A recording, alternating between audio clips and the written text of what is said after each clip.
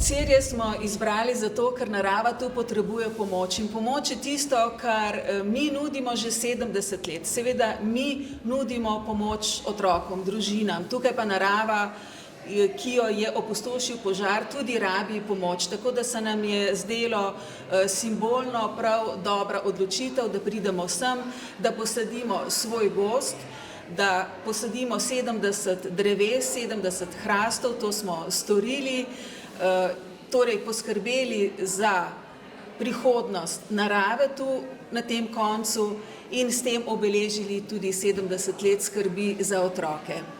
Z dosedanjim delom smo zelo zadovoljni, predvsem smo zelo zadovoljni z odzivom javnosti, z odzivom s prostovoljstvom. Dejansko nam je uspelo realizirati vse, kar smo si zadali.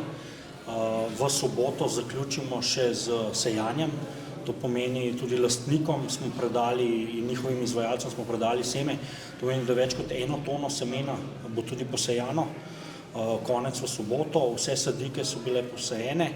Tako da sedaj seveda čakamo na nov obrod in pa vzgojo novih sadik in jeseni začnemo ponovno. Najžlahtnejša dediščina v vaši 70-letnici pa ste pravzaprav vsi vi. Naučili ste nas, da je dobroto treba deliti in jo vračati. Mnogi otroci, ki ste jim v preteklosti pomagali, tega niso pozabili.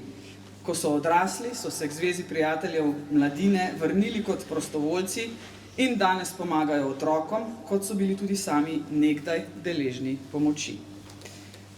Tako je ta dobrota pravzaprav sklenjena v nek krog sreče, ki se vrti in jaz verjamem v to, spreminja svet na bolje.